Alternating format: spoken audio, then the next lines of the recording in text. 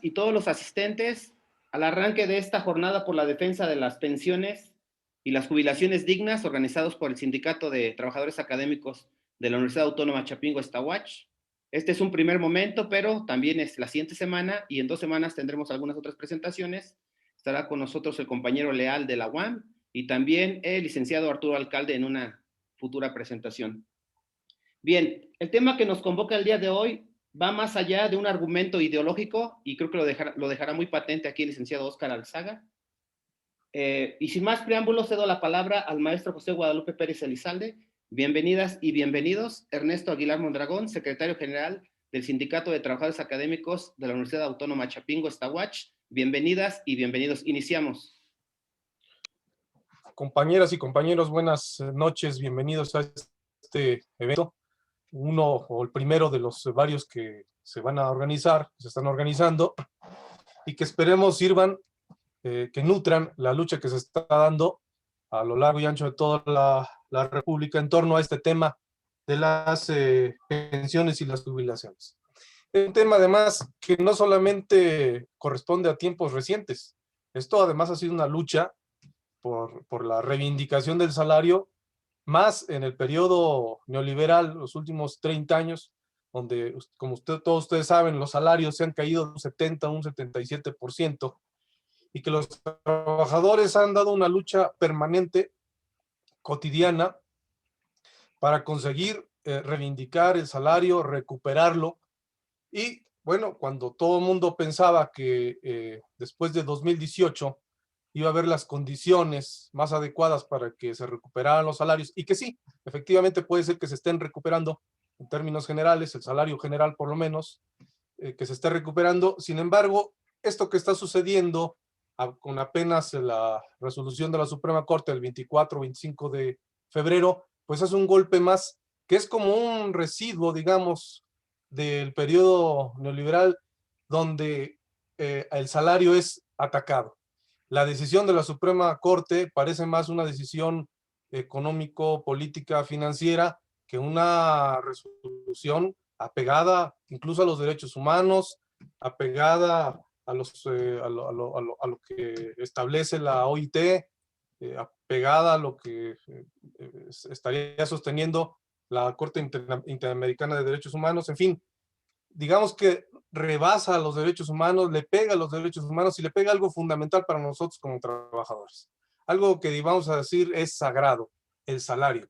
Y esto de tomar como las UMAS como unidad o parámetro de medida para tomar algunas consideraciones económicas, incluidas por ejemplo las multas y demás, pues le pega de manera directa a los que están dentro del 10º transitorio y en general a los trabajadores. Entonces creemos que es sumamente importante abordar estos temas porque se debe dar una lucha.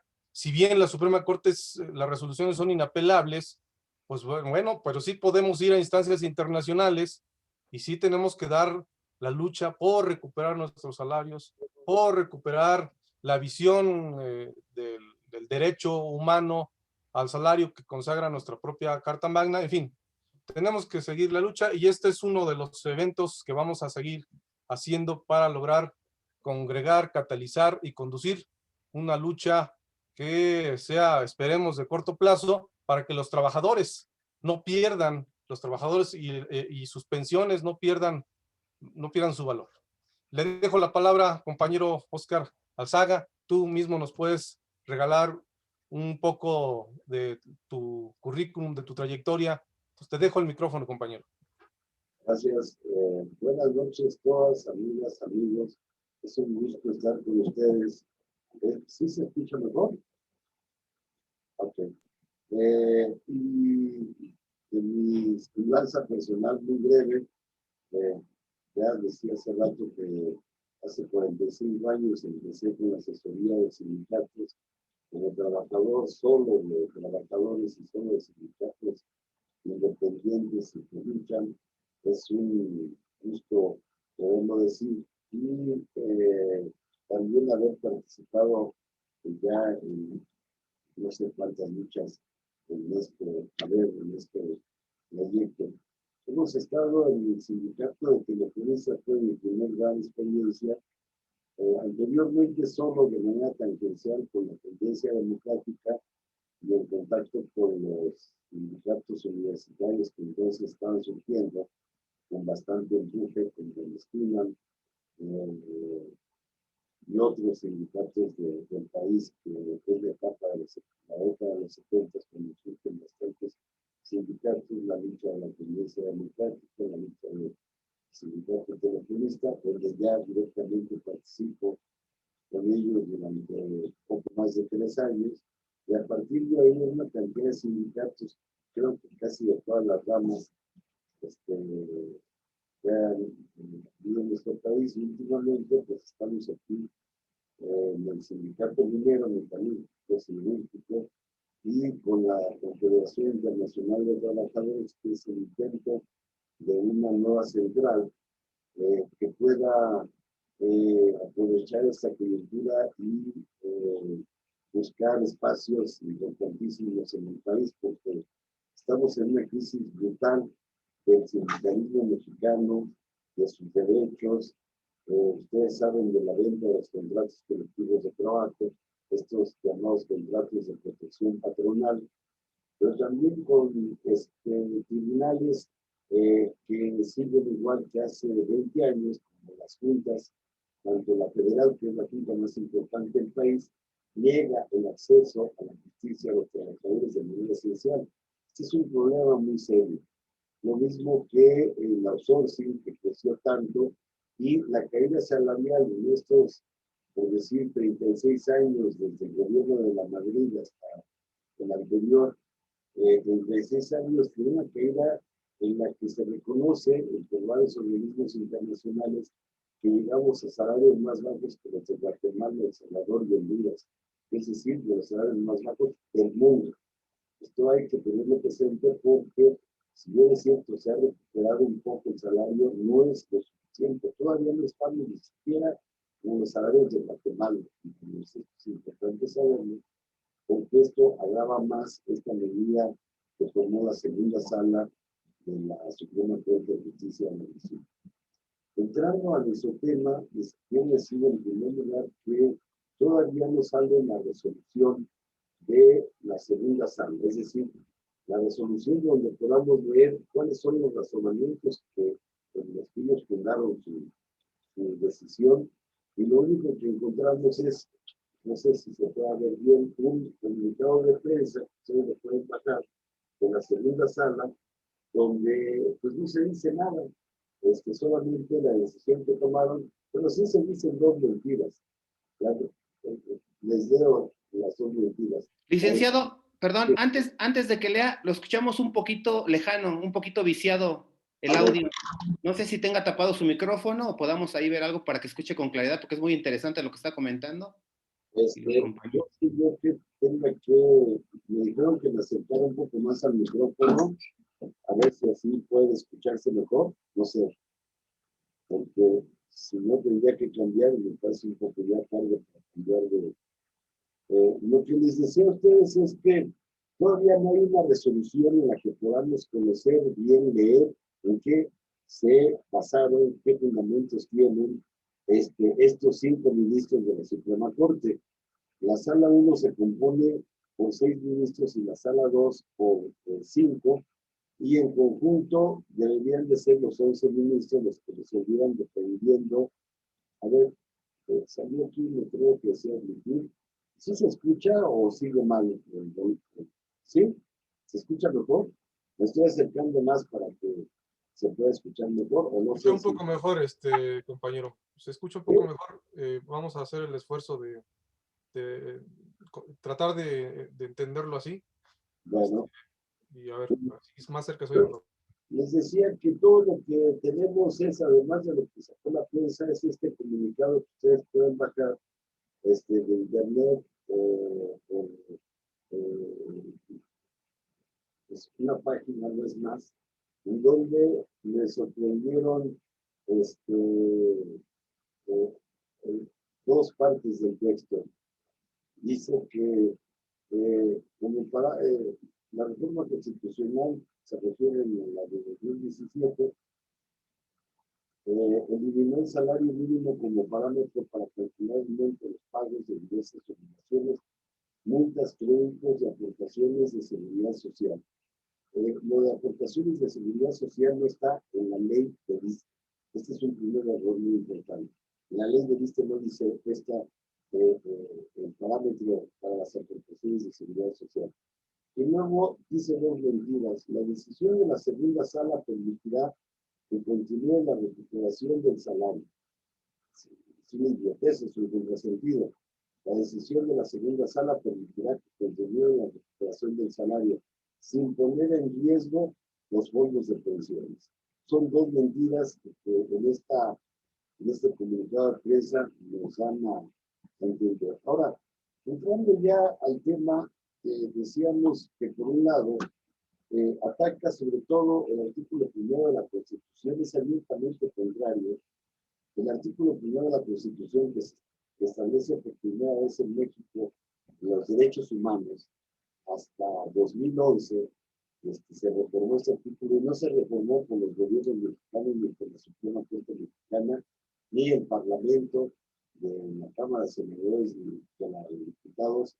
En 2011 se reformó como una orden que venía de la Corte Interamericana de Derechos Humanos, porque en México sencillamente no existían los derechos humanos. Lo que teníamos era una burla de Salinas de Gortari en 1992, que es cuando se crean los ombudsman y las comisiones de derechos humanos estatales y la Comisión Federal, la Nacional de Derechos Humanos, pero sin ninguna facultad para presionar a ninguna autoridad. Cualquier autoridad podía decir no lo cumplo y no le pasaba absolutamente nada. Eso lo que quería decir era que no teníamos ningún derecho de nada. Y se crea básicamente por el compromiso de México, pasado por Salinas de Gortari, para firmar el Telecán en 1994. Por eso se creó esta simulación de derechos humanos. Entonces, llegamos a 2011 y la Corte Interamericana le dice a México, oye, tenemos 34 años con un asunto que no hemos podido resolver, que es la desaparición del profesor, ahora se me olvida, disculpen, del magisterio de Guerrero, que lo desapareció con pruebas el ejército mexicano. Y tú nunca me lo has podido presentar ni pistas ni nada.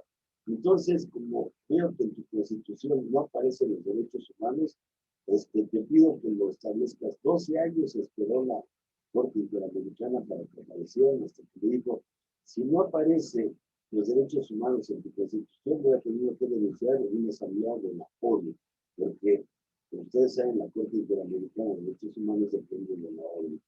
Perdón, de la OEA. De la ONU es la OIT, de la OEA es la Corte Interamericana de Derechos Humanos. Es muy importante porque estamos ante una decisión de la segunda sala de enorme desprestigio que está crecientemente extendiéndose en varios ámbitos del país. Hoy salió el desplegado de la FESCO, la Federación de Trabajadores al Servicio del Estado, que es una de las más afectadas, pero ellos mismos advierten que también están afectados todo el sector universitario y el magisterio como sectores bastante importantes en el país. El sector universitario, de manera amplia, podemos caracterizarlo como un sector crítico de nuestra sociedad, y el magisterio, uno de los sectores más combativos del sindicalismo mexicano, claro, me estoy refiriendo a la CENTE, y afectar estos gremios es una cosa de suyo bastante delicado, porque uno podría pensar, bueno, pues es que se eligieron a los burócratas para afectarlos, pero aquí también están incluidos sectores muy combativos de nuestro país. Y curiosamente, no se tocó la ley del Seguro Social, que ya de suyo es un acto discriminatorio. ¿Por qué a los trabajadores del apartado B sí, del ISSSTE, y por qué no a los trabajadores del apartado A del Seguro Social?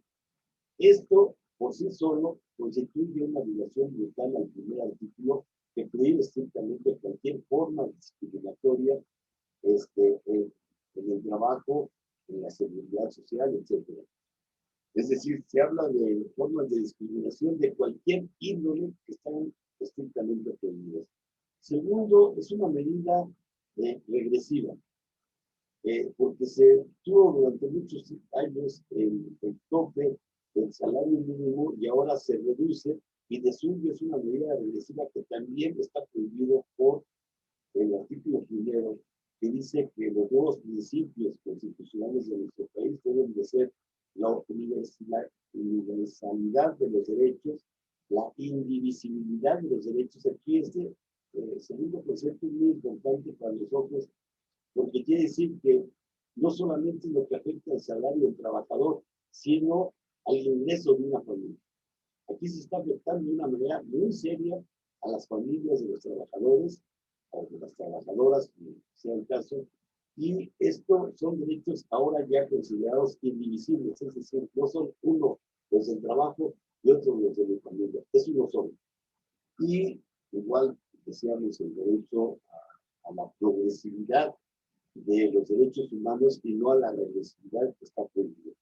En fin, los artículos 14 y 16 dicen muy claramente que no podrá afectarse retroactivamente los derechos adquiridos de los trabajadores, y aquí están derechos adquiridos de los trabajadores desapareciendo. Es una cantidad de violaciones verdaderamente impresionante. Yo nunca había visto una resolución tan de bajo nivel y además tan contrastante con algo que es de suyo, algo que todo el mundo tiene a la vista. Los más altos salarios que hay en nuestro país son los de los ministros, que están condenando las pensiones a los más bajos salarios del mundo. Porque el valor que tienen las sumas es de aproximadamente el 60% de lo que es el salario mínimo. Entonces, casi la mitad se está reduciendo el ingreso de los trabajadores, que verdaderamente es una cosa brutal y inadmisible. Hay pronunciamientos ya, hay un punto de acuerdo del Senado manifestándose en contra y pidiendo al presidente que con sus facultades regularice el pago de los trabajadores, que efectivamente tiene facultades para poderlo hacer, toda vez que no violaría la disposición, sino sencillamente, si te doy una UMA, pues te voy a dar dos, para que se compense lo que te quitaron, ¿no? O aparte de proporcionar el 40% que se falta. Hay también un recurso para que una reforma eche abajo otra reforma y que no quede para siempre esta disposición de la segunda sala. Y yo creo que en lo que sale esta resolución y sale su fecha de aplicación, tenemos un tiempo precioso para combatirlo y difundirlo, para hacer llegar a todos los medios, sobre todo pienso yo que es maestros, universitarios, que se levanten la protesta, porque ya estuvo bueno. O sea, se ha llegado a grados extremos y además les quiero decir que la segunda sala tiene un récord de resoluciones regresivas, de resoluciones contrarias a los derechos humanos. De ellos son, por ejemplo, cuando se redujo los salarios caídos por despido injustificado, por despido ilegal, la segunda sala fue la que resolvió que era progresista y no regresiva, diciendo que así se protegía a los patrones porque procuraban el empleo para más trabajadores. Un razonamiento verdaderamente idiota, ¿no? Vaya, no se puede calificar de otro modo. Pero recientemente la segunda sala fue la que se opuso, ni más ni menos que a la consulta popular. Recuerdan ustedes, apenas hace un mes, la consulta popular que propuso Andrés Manuel López Obrador, y la segunda sala, es así por escrito, dijo que era inconstitucional la consulta popular. Y la primera sala, por mayoría, le dijo, no, estás equivocado porque en el artículo 25 de la Constitución está previsto que el presidente pueda convocar consultas populares. Y como la primera sala son 6, entonces por mayoría se impuso y perdió la segunda sala. Es decir, esta es una segunda sala que se constituye principalmente por tres ministros que provienen de propuestas tanto de Peña Nieto como de Calderón. Es decir, de lo más de pasto que nos tocó. De mucho decir que sean los más de pasto que compiten los más de pasto, ¿no? Presidentes que hayamos tenido. Y ustedes vieron que antes de sacar una resolución también se pusieron a la reforma energética en materia de electricidad. Es decir, tiene una trayectoria muy propatronal. De plano, abiertamente no podemos nosotros disimular que tiene una... Pero lo más grave no es que sean propatronales, sino que caigan en posturas irracionales que desprestigian ni más ni menos que a la Suprema Corte de Justicia de la Nación y a la justicia que se pueda tener en este país.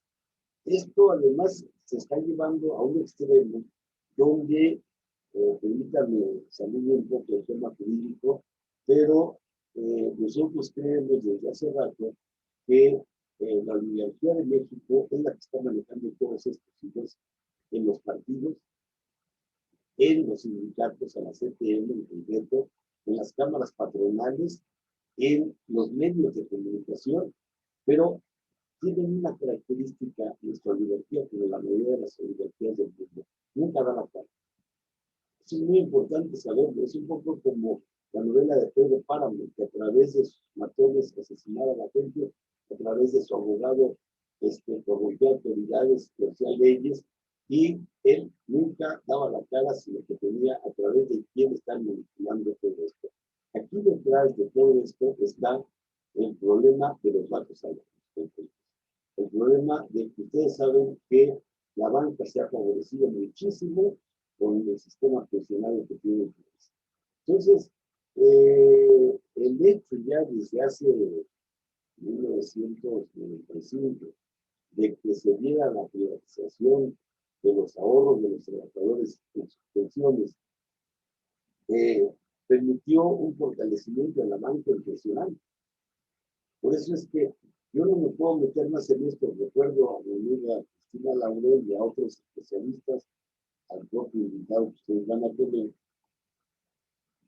que han hecho estudios económicos más interesantes, donde dan cuenta de los profundos intereses económicos que están detrás de las pensiones, en el caso de Disco y desde luego también del Seguro Social.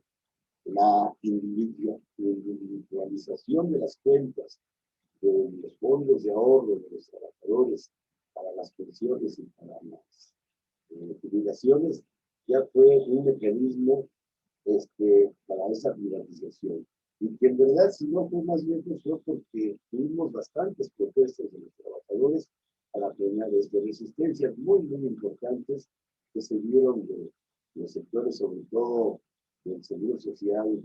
Ustedes recordarán todas las marchas que ellos emprendieron en contra de la privatización del Seguro Social y en contra de la reducción de su contrato colectivo de trabajo, que finalmente no pudieron impedirlo.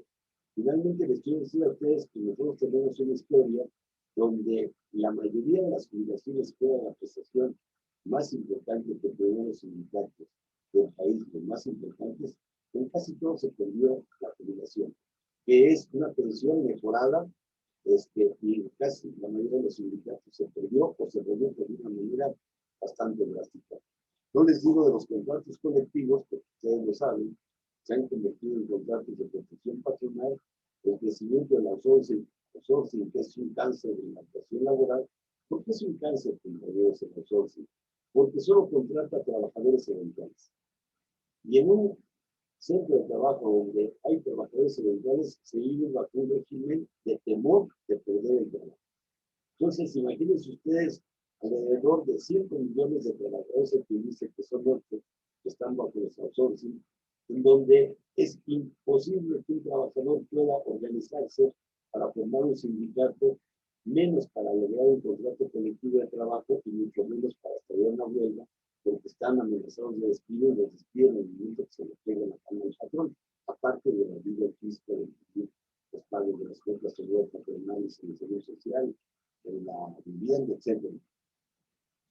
Todo esto es producto de 36 años de retroceso que tuvimos en estos años anteriores, en que la derecha se apoderó del país, y sobre todo detrás de la derecha política, la oligarquía.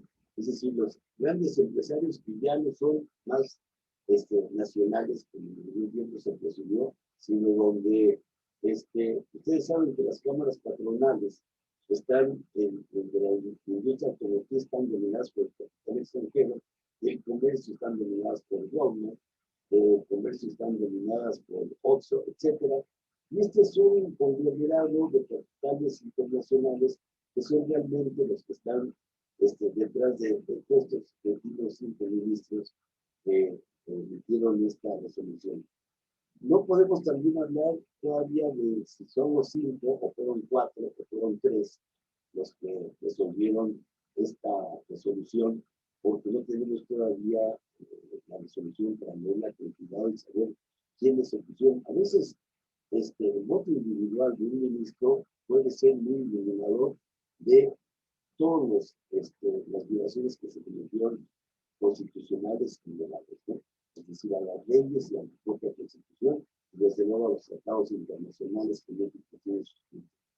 De tal suerte que pues todavía tenemos limitado el ámbito de nuestro debate, porque no tenemos más elementos, pero ya con estos que tenemos aquí es suficiente para abrir realmente una campaña en contra de estas gentes, en contra de estas posturas verdaderamente absurdas, sobre todo hoy que tenemos posibilidades de denunciarlas mejor, de llamar a la gente a que se oponga, y que pues las vías para poderlo resolver son tanto las del Ejecutivo como las de otra reforma, y como, compañeros, también la más importante, que es el rechazo de la sociedad, no solo a esta resolución, sino a la propia segunda sala de la Suprema Corte de Justicia.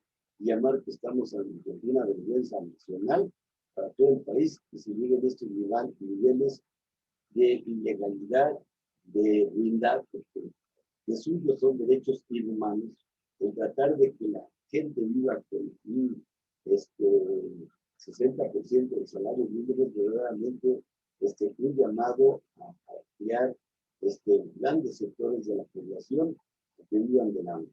Entonces, esto es lo que están haciendo, y nosotros tenemos todo el derecho de hacerse los valores su cara, porque está basado tanto en la realidad como en el derecho.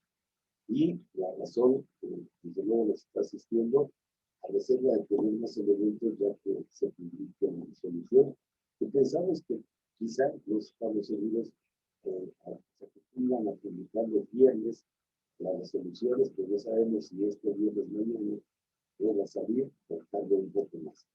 Como sea, creo que hay bastantes argumentos para rechazarlo, pero no solo a la resolución, sino también a lo que caracteriza esta segunda sala, que es en verdad una concepción constitucional aberrante de nuestros derechos fundamentales y aberrante de los derechos ordinarios de los trabajadores y de los trabajadores. Por supuesto, para variar, se pega más fuerte a las trabajadoras, porque ustedes saben que el promedio entre los salarios de las mujeres y los hombres en nuestro país es aproximadamente de 25% menos para las mujeres. Hay una iniciativa del senador Napoleón Gómez Urrutia para que ya se establezca la igualdad salarial en nuestro país, a partir del principio de que a trabajo igual, salario igual. Y tenemos, ustedes lo saben, yo creo que mejor que habla, el nivel educativo de la mujer trabajadora en México es mayor que el del trabajador hombre. Sin embargo, su salario es menor. Entonces, tenemos que pelear también con ellas, porque es fundamental que se integren, y que incluso si pueden estar mejor que nosotros, que lo hagan. Me parece que son tiempos de cambio donde el papel de ellas puede ser también fundamental, y creo que han demostrado que es recientemente muy importante. Entonces, son 7:36, no sé si quisiera tener más elementos, pero ya les digo, estaría mintiendo, inventando cosas que no están, y solo pendiente de lo que tengo a la vista, y si les parece, pueden pasar a preguntas y respuestas, opiniones, críticas, desde luego, si las hay, con todo gusto, bienvenidas. Estamos abiertos aquí a diálogo. Gracias. Gracias, compañero. Bueno, pues vamos a pasar una ronda de 5 preguntas. Maestro Guadalupe, perdón que te interrumpa. Sí, maestro. Si pudiéramos hacer una prueba con el audio del licenciado Oscar, para ver si podemos por ahí escucharlo un poquito mejor. A ver, maestro, haga por ahí sus acomodos de micrófono. Pues es que no sé ni siquiera dónde trabajo está el micrófono. Estoy aquí en mi trabajo y y lo malo es que mi compañero que sabe mejor que yo de todas estas cosas, no lo veo. ¿Qué tengo que hacer? Porque ustedes ya saben lo que tengo aquí. Tal vez si cuenta con algunos audífonos, licenciado. No, desafortunadamente no.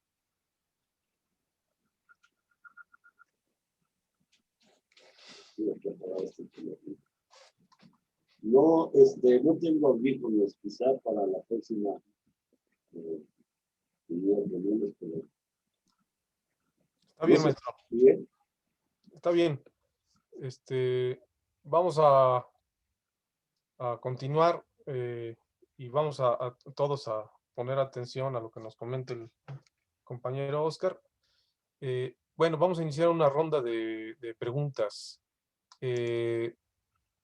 Por favor, los que tengan alguna pregunta, si pueden levantar su mano su manita ahí en la sala, por favor, para formular la pregunta.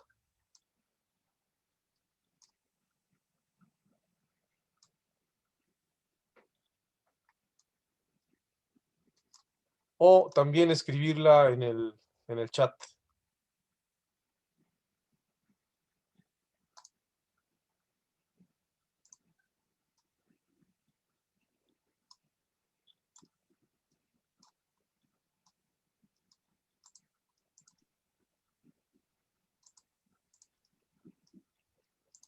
La compañera María Teresa tiene levantada su manito. Si le podemos abrir Cierto. el micrófono, por favor.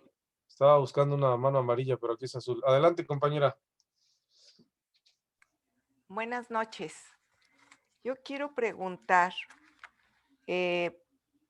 ¿esta resolución afecta solo al apartado B, pero en general a todos los trabajadores, no importa que sean o no jubilados, activos y jubilados y pensionados? Porque en muchos lados se dice que solo a los del transitorio 10, pero de acuerdo a lo que menciona el licenciado, pues se entiende que afecta a todos. Una pregunta, la recaudación, si esto llega a hacerse la recaudación para las pensiones, ¿tendría que ser también en UMAS? ¿En veces de UMAS? ¿O solo el pago de la jubilación y pensión?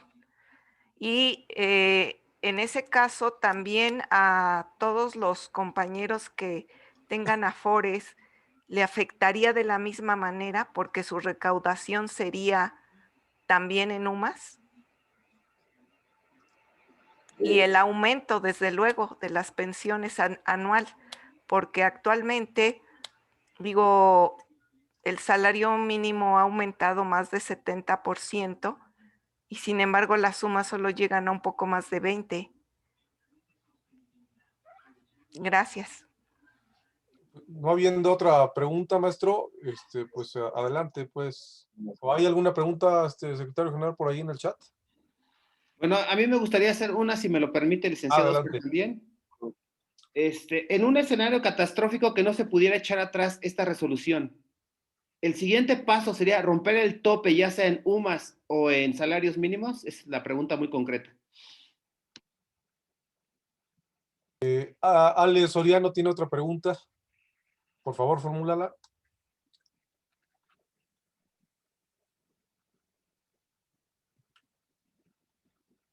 También bueno, no se ve quién es el nombre, pero dice una pregunta: ¿quiénes los que están en el apartado 1 y en el apartado 2? Le podemos dar acceso al compañero Alex Soriano con el micrófono Alex de... Soriano.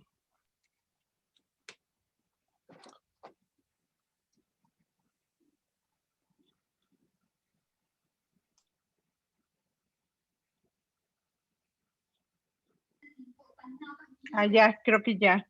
Muy buenas tardes. Yo tengo una duda. Esto de los UMAS se va a aplicar para el cálculo, o sea, ¿cómo se lo explico? Yo me jubilé hace 2 años, hace 3 años, con un salario.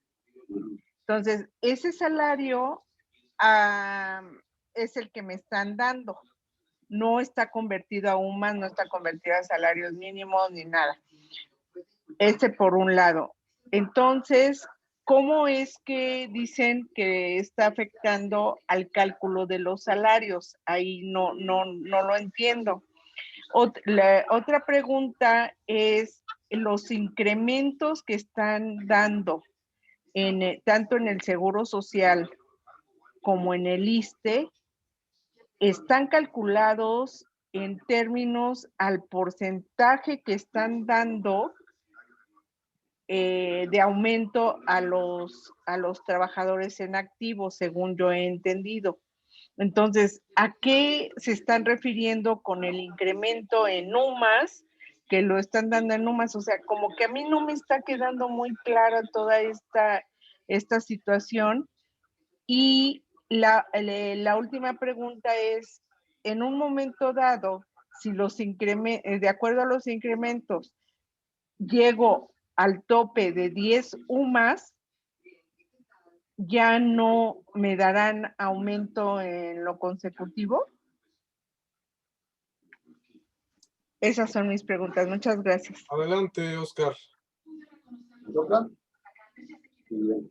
Miren, lo que tenemos desafortunadamente es lo que ha salido en la prensa, y esto no es más.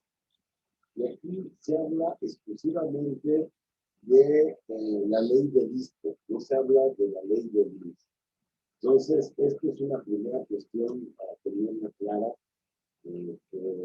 por eso decía yo que es discriminatoria, perdón, porque solo a un sector de trabajadores se afecta, que en este caso son los trabajadores de manera genérica se conoce como al servicio del Estado, incluyendo maestros universitarios, ¿no?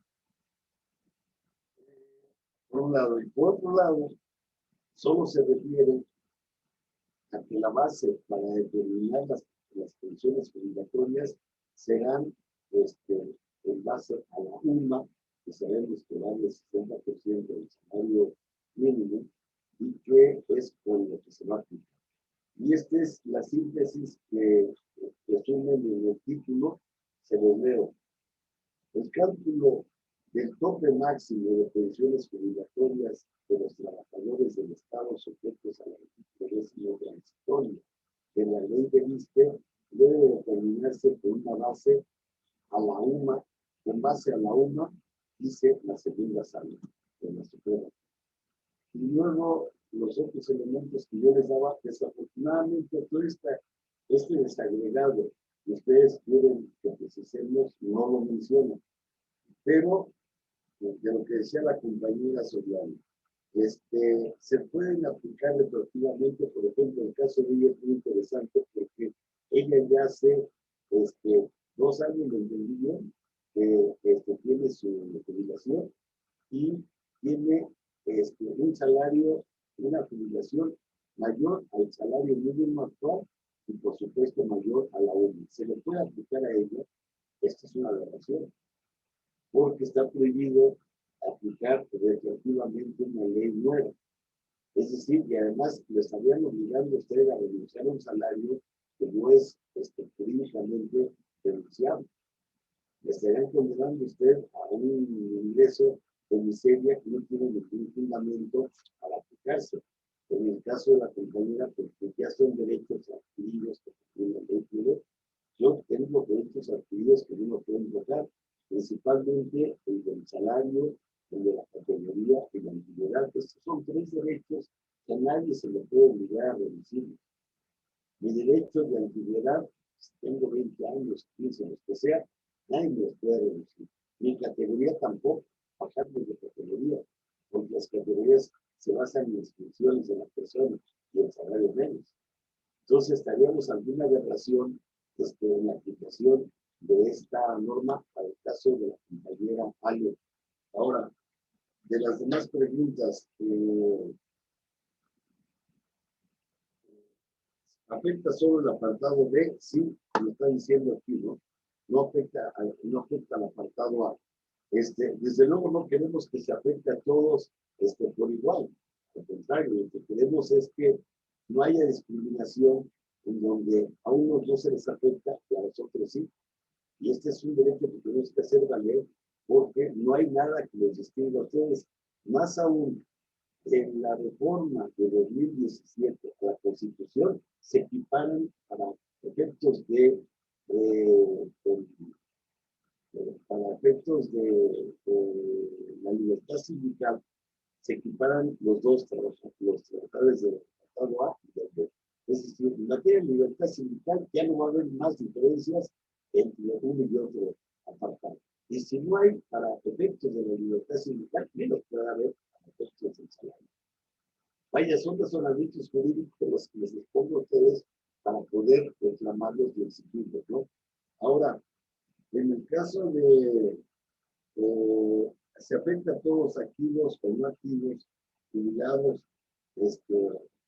por supuesto, porque todos tenemos la expectativa de llegar a ser jubilados. El hecho de que no lo lleguemos a hacer es una cosa secundaria respecto a esto. Todos cotizamos al Seguro Social o al ISSSTE para llegar a tener esa pensión propia de un derecho adquirido. Y un derecho que, por cierto, les quiero decir a ustedes que ya hay jurisprudencia donde un trabajador jubilado o pensionado nunca pierde el carácter de trabajador. Es decir, porque si yo llego a retirarme con una pensión o con una jubilación, eso no quiere decir que yo sea inactivo o pasivo y que no pueda participar o en mi sindicato o para reclamar mis derechos como trabajador. Eso es importante saberlo porque los colocan en una especie de segunda categoría, tercera categoría. Tú eres inactivo, tú eres jubilado y ya no tienes derecho a participar. Tengo los mismos derechos que cualquier activo. Esto está ya rebasado con la reforma del 17 y con la reforma del trabajo del año pasado, del año pasado, perdón, del 2019, donde los derechos de los trabajadores se igualan en materia de libertad sindical y por lo tanto también se igualan para otros efectos como este que estamos comentando, que tú eres activo, que yo soy inactivo, ¿no? Esto no es cierto. Esta fue una forma de abuso que se estableció por mucho tiempo, donde a los pensionados o inactivos les decían que no tienes derecho a participar en las asambleas y hacer reclamaciones al sindicato. Tú ya estás fuera. Esto tenemos que estar reivindicando, porque finalmente los activos van para el mismo fin que los que ya están muy jubilados, ¿no? O sea, llegarán más tarde, más temprano. Otras preguntas que tengo aquí, esto es muy interesante. La recaudación de las pensiones se hará también con un, no podía contestarlo porque evidentemente no es lo que está planteado aquí. La recaudación de las pensiones seguirá siendo por el salario mínimo, pero no su pago. Y esta es una buena reflexión porque nos mueve a también denunciar esta actitud de la autoridad de la segunda sala, decirle, oye, ¿por qué la recaudación que haces del fondo de pensión lo haces con el salario y en cambio para tener derecho a usar mi pensión lo haces con la UMA? ¿Bajo qué principio, qué lógica te mueve, qué principio de racionalidad te mueve, ¿no? Me preparar esta pregunta de un compañero, o compañera, perdón. El compañero Aguilar me preguntaba, en caso de un escenario catastrófico, ¿qué podemos recibir? Yo les decía a ustedes, ahorita es muy interesante que, si quieren, les mando con Mauricio, el compañero Aguilar, el punto de acuerdo del Senado, donde le están pidiendo al presidente que él sea el garante de las pensiones completas a los trabajadores. Inclusive, con lo que salió el día de hoy, desplegado, no sé si lo vieron ustedes, de la peste, no se están dirigiendo ya a la Suprema Corte, se están dirigiendo al presidente porque efectivamente él tiene facultades, sobre todo porque es más directamente responsable de la cuestión de trabajo con ustedes que la segunda sala, ¿no? De los tres poderes, quien sí tiene responsabilidad laboral con ustedes es el presidente, porque finalmente las dependencias del apartado B dependen del ejecutivo, no dependen del judicial ni del legislativo. Entonces, él tiene facultades para entregar esta prestación. ¿Por qué vía? Por la vía de dar dos sumas o una y media, y se completa al 100%, puede ser, pero también puede ser una disposición que, sin contravenir lo que dicen estas fuentes, en su criterio, sencillamente marca una base de un principio de que yo no puedo hacer negociando los derechos adquiridos de los trabajadores ni afectarlos y disminuirlos. ¿Qué es lo que está haciendo la segunda sala? ¿No? Y esto hay que reclamarlo en la segunda sala.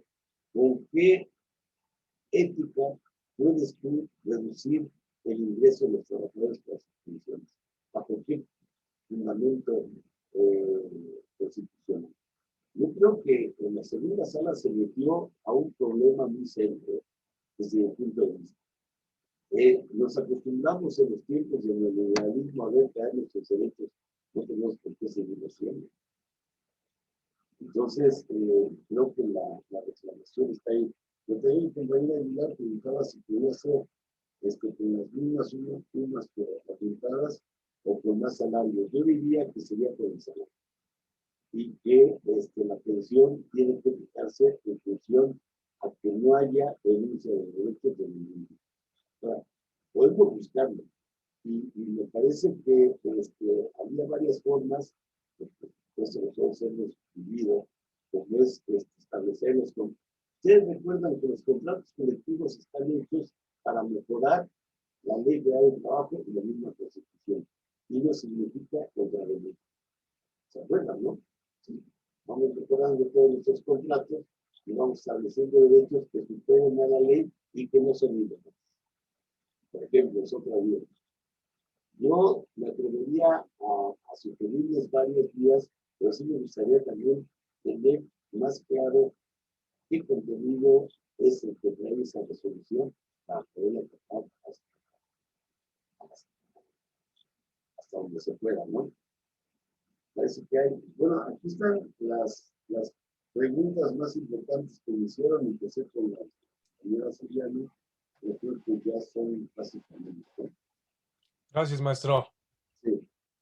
Si hay vamos a abrir una segunda ronda de preguntas, 3 preguntas. Por favor, levanten su mano, por favor.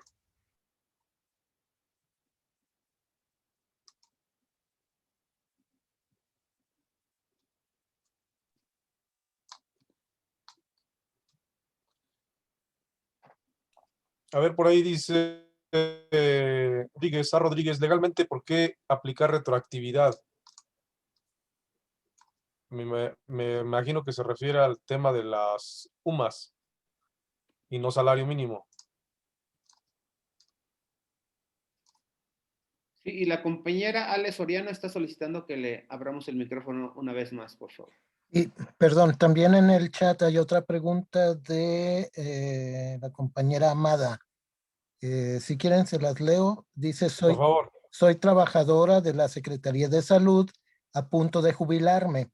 Según me voy con salario del concepto 07 básico.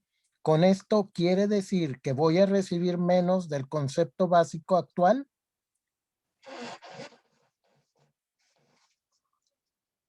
Ok. ¿Alguien más? Y ya con esta cerraríamos.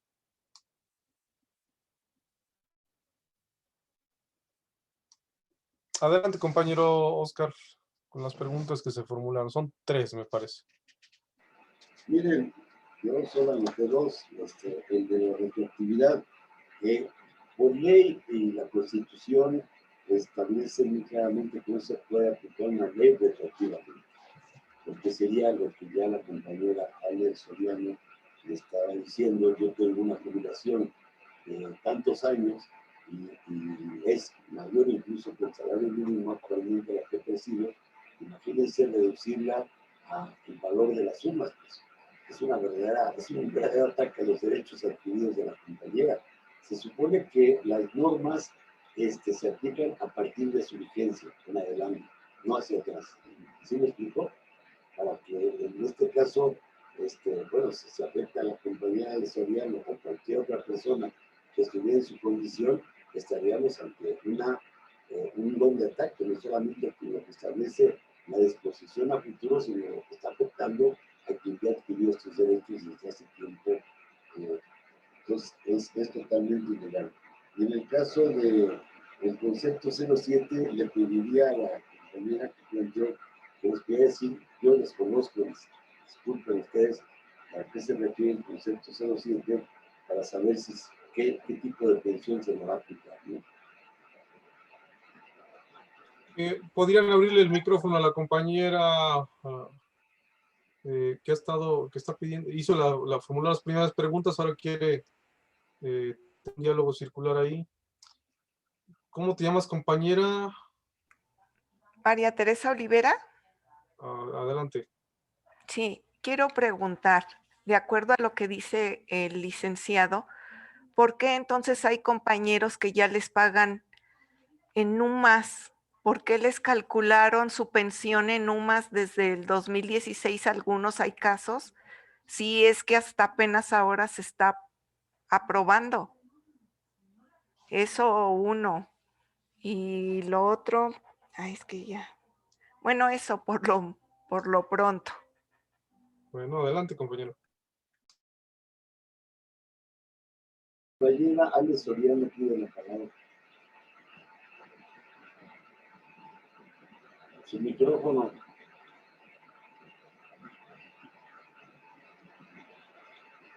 No se oye, compañera, por su micrófono, está apagado. Dice allá, exactamente, licenciado, yo creo que tenemos mucha inconsistencia o situaciones que no están bien explicadas. Primero, no sabemos en realidad si nos están calculando en UMAS o si les están calculando en UMAS o no el incremento, si se les están, porque no dan la información. Tanto el ISSSTE como el IMSS no están dando informaciones claras, concretas, precisas de cómo han estado manejando esto de los salarios, de las jubilaciones, de las pensiones.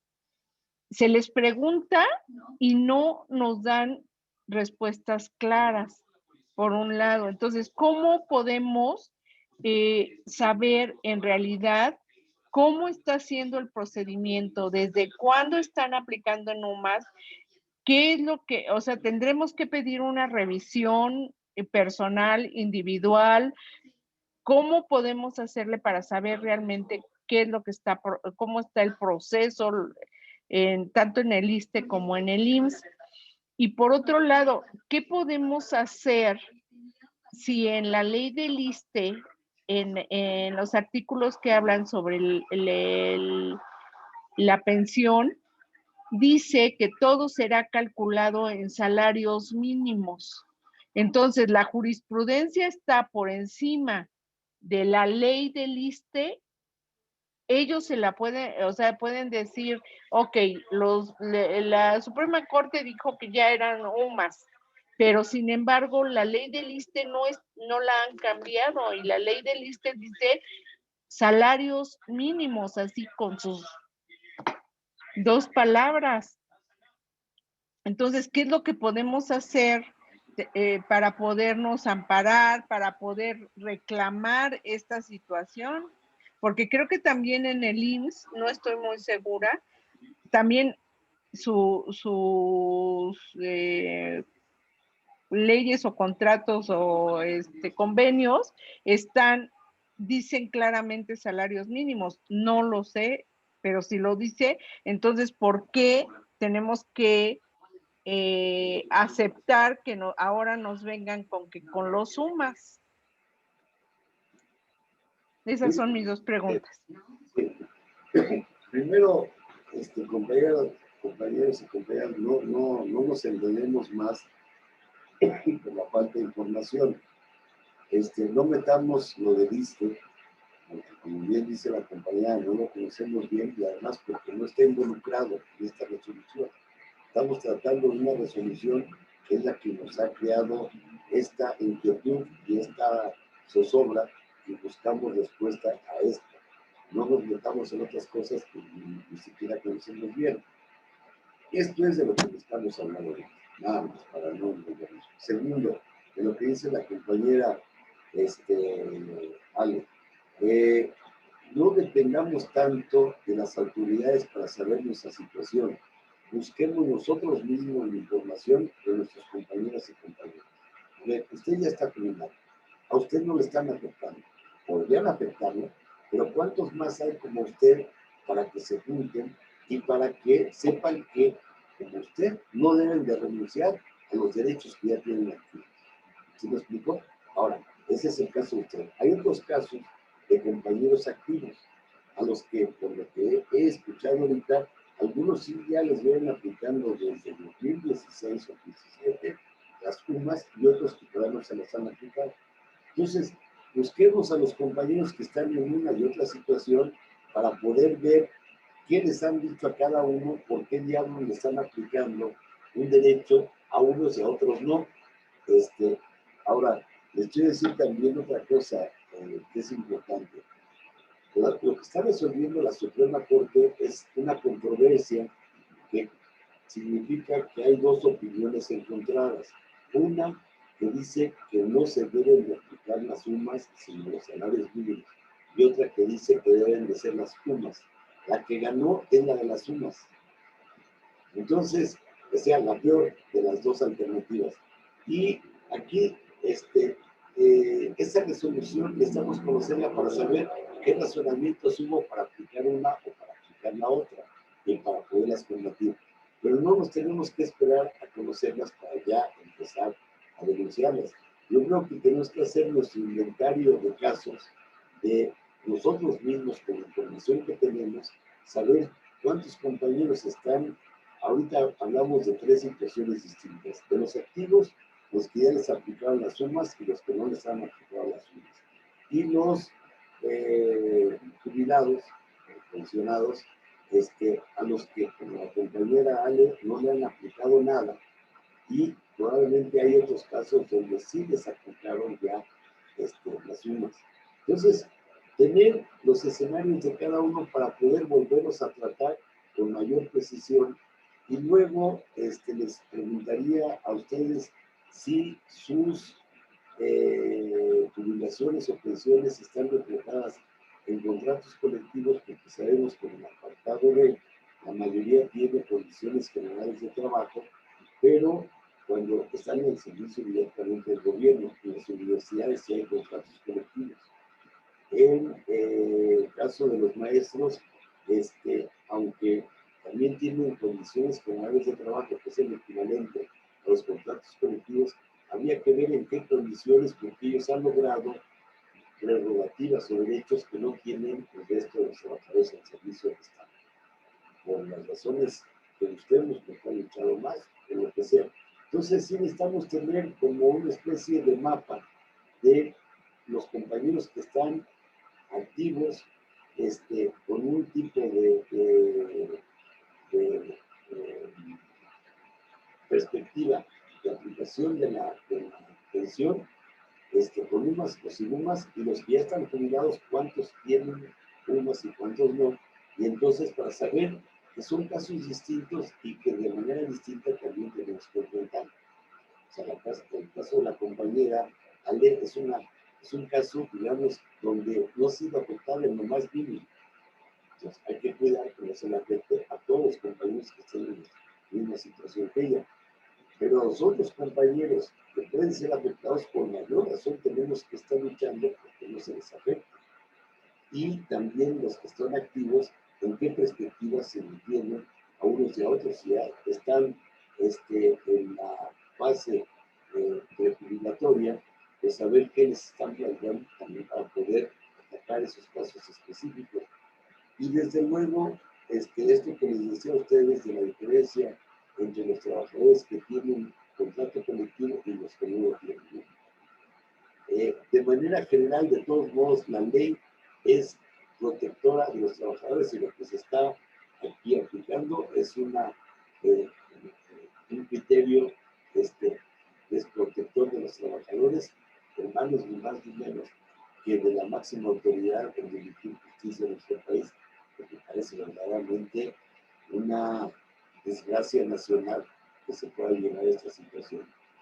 Y desde luego hay que volver al tema, compañeros, ya que tengamos la resolución, para ver qué diferenciación hace, si es que hace alguna, y poder precisar cómo atacar mejor estos derechos que se les afectan.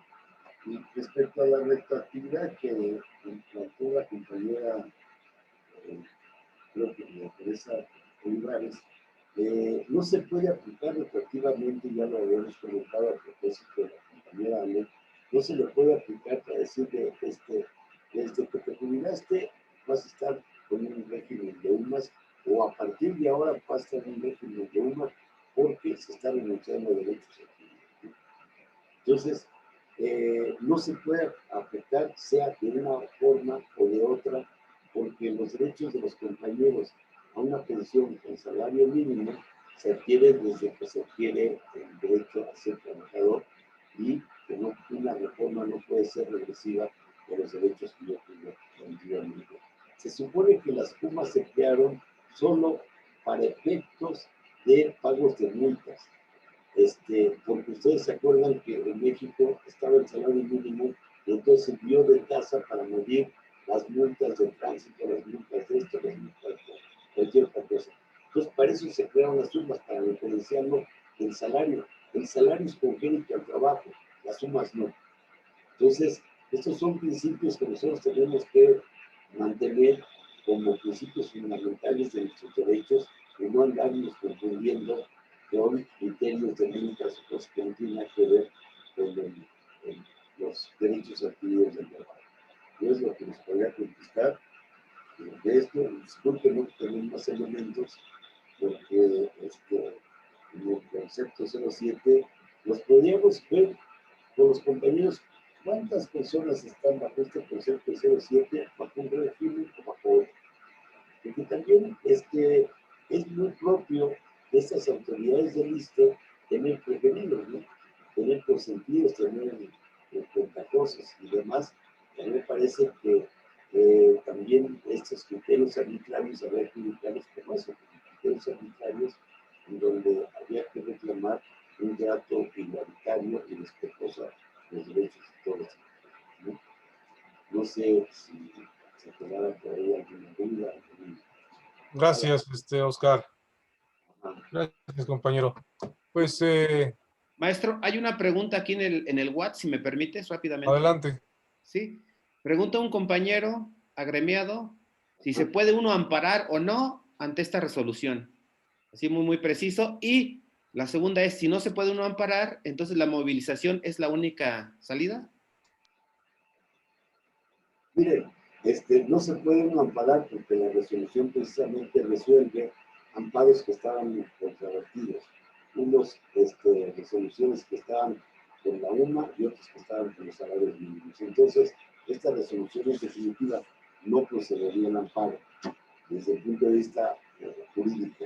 Ahora, sería la movilización, claro, pero también la precisión de los daños que están causando y atacando, yo digo, no solamente la movilización para que respeten nuestros derechos, sino también la movilización para denunciar qué tipo de autoridades tenemos y la urgencia de que las cambien. Porque no podemos seguir aguantando semejantes autoridades, porque tenemos que poner en orden el país también, ¿no? O estos señores cambian y se aplican la Constitución, que renuncien, porque eso no plantea la Constitución. Pero también llevar argumentos donde estemos defendiendo nuestros derechos adquiridos. Así les llamamos los abogados a los derechos que yo ya tengo y que nadie me puede escoger de mí. Y precisar bien qué derechos son, qué antigüedades tengo, qué salarios tengo, en base a qué. Ya les digo, estos tres derechos, salario, categoría y antigüedad, no pueden ser tratados. Tenemos bastante camino recorrido al respecto y con resoluciones también de la Suprema Corte cuando era un poco más decente. No sé si me faltaría algo. Sí, maestro. Ya no tenemos alguna otra pregunta por aquí. Ok. Pues, compañero Oscar, si pudieras, digamos que si algo se te quedó en el tintero, pudieras regalarnos un último comentario, si quisieras abordar algo que se te haya quedado por ahí pendiente. Miren, compañeros, yo les quiero decir que en mis 45 años de experiencia en este ámbito, nunca me había topado con una cosa tan relevante como esta. Sí hay antecedentes, pero se encuadraban, por ejemplo, se le ocurrió al ministro Góngora Pimentel en 1996 decir que los contratos colectivos de trabajo podían reducir prestaciones y salarios. Y es, digamos, el fundamento ilegal para la disminución de los contratos colectivos. Es verdaderamente una aberración, pero se da en 96 justamente en el apogeo del neoliberalismo, cuando están viendo todos los medios por destrozar los derechos de los trabajadores y protestamos unos cuantos, en verdad llegamos a puntos extremos, pero yo siempre he pensado que, como dice el lema de la Asociación Nacional de Abogados Democráticos, los derechos se defienden haciendo, ¿no? Tenemos que ejercer nuestros derechos. Tenemos el derecho a protestar y a exigir y a que tengan, a lograr audiencias con cualquier autoridad para que nos respondan por qué se permite la violación de nuestros derechos. Mucha gente, los patrones sobre todo, dicen cuando los trabajadores protestan, oye, estás parando actividades, eso es ilegal. Lo ilegal es que a mí me afecten mis derechos y a mí nadie me puede quitar el derecho de protestar, el derecho de manifestarme y el derecho de exigir que se cumplan los derechos plasmados en la Constitución. Si estos señores no respetan los derechos constitucionales, ¿quién diablos va a ser que logre que se respeten? Y desde un principio fundamental, tanto constitucional como ético, el presidente tiene que entender que él tiene que jugar un papel activo porque es de la pirámide patronal del Ejecutivo el principal representante. Entonces, por eso me parece que están atendiendo todos también al presidente de la República. Gracias, Oscar. Desde luego ha sido sumamente ilustrativa y formativa tu conferencia. Creo que nos da luz en torno a lo que viene, lo que debemos hacer. La Suprema Corte viola total y absolutamente los derechos humanos y los derechos adquiridos de los trabajadores. Creo que bien podría iniciarse una lucha por que, digamos, ayudar al presidente para que promueva una reforma más, porque ya esta resolución pues es inatacable precisamente porque viene de dos controversias, de dos visiones, de dos amparos. Es una resolución definitiva. Ya no nos podemos amparar porque inmediatamente nos van a decir hay jurisprudencia, lo que determinó la Corte los últimos días de febrero. Entonces, pero sí podemos pedirle al presidente o a los legisladores que pudieran iniciar una reforma. Eso, claro, pues es una lucha de largo plazo, o a lo mejor de mediano plazo, pero sí tenemos que iniciarla. Las sumas es un golpe directo. Sí, perdón, Oscar, adelante. Pero no permitir que se retroceda en lo más mínimo, afectando, disminuyendo pensiones o salarios. Eso hay que desde el principio estar claros de que no se va a permitir que se disminuyan salarios y prestaciones y jubilaciones, ¿no? Pues no, porque el uso de las unidades estas, de las sumas, pues mientras estas valen 86 pesos, pues el salario mínimo anda en 141. Entonces hay una diferencia importante ahí en la aplicación de la UMA contra ese salario. Entonces es fundamental que nosotros iniciemos una lucha. No podemos permitir que las pensiones sigan cayendo y que los pensionados que tienen un derecho por los años que ya trabajaron, que ya aportaron a este país, pues puedan vivir dignamente. Por eso nosotros queremos sumarnos a esa lucha por la dignificación de las jubilaciones y las pensiones. Y bueno, pues este espacio está abierto para ti, Oscar. Es más, creo que te vamos a invitar nuevamente para que nos sigas dando luz en torno a este tema tan importante. Secretario General, le paso el micrófono para despedir nuestro evento. Bueno, tenemos aquí en pantalla insistentemente a dos compañeras, a Rodríguez, que ya lleva un rato ahí con su manita levantada, y a la compañera Ale Soriano. Les regalaremos un minuto para poder concretar esta conferencia, por favor. Si me apoyan ahí con la compañera A. Rodríguez y la compañera Ale Soriano. ¿Me escuchan? Buenas noches. Adelante. Buenas noches. Mire, yo soy jubilada desde el 2010 y yo sí soy de las personas afectadas. Desde el 2017 he estado recibiendo supuestamente 10 salarios mínimos y obviamente si usted hacen las cuentas, con UMAS serían 26,000, 27,000 pesos haga usted de cuenta. Y actualmente deberían de ser con los salarios mínimos 42,510. O sea, esos haciendo las cuentas a grosso modo, tomando en cuenta 10 salarios mínimos. Ahora, el problema está que yo me había enterado que había salido una jurisprudencia antes en donde podía uno solicitar que se me pagaran los 10 salarios mínimos. Lo intenté, pero obviamente como llegó la pandemia, se quedó todo en los juzgados, que no se podía hacer nada y ni siquiera estaba enterada yo de cómo iba mi asunto hasta ahora que salió esto de la segunda sala. El licenciado está hablando de hacer un inventario de quiénes son las personas que están sido afectadas. Yo no entiendo cómo vamos a poder hacer ese inventario, por eso era mi insistencia en hablar con ustedes. Esto ha sido muy recreativo en parte de la información que han dado, pero estamos todos divagando porque no sabemos ni cuántos han sido afectados, ni cuántos están en orden, ni nada, porque los nuevos pues van a basarse en base a lo que tenemos nosotros. ¿Qué es lo que sugieren ustedes para poder hacer ese inventario y saber exactamente cuántas personas están afectadas? Porque obviamente desde 2017 se está pagando con UMAS. Los incrementos que han ido haciendo lo hacen en base al poder adquisitivo, ¿cómo le llaman ellos? Inflación, perdón. Los incrementos los hacen en base a la inflación, pero muchos no tenemos ni idea de cómo tenía que ser el asunto hasta ahora que salió la UMA, porque no tenemos muchos los 10 salarios mínimos, entonces al hacer la cuenta no sabemos cómo hacer la conversión. Si nos basamos a los 10 salarios mínimos, el poder adquisitivo está totalmente perdido porque tenemos de 26 a 42,000 que debería de ser con 10 salarios mínimos.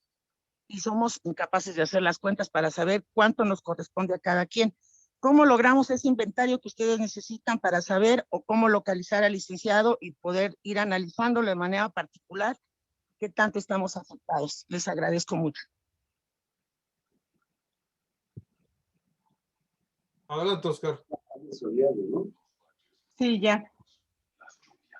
Yo creo que aquí tenemos un grave problema, a reserva de lo que el abogado nos diga.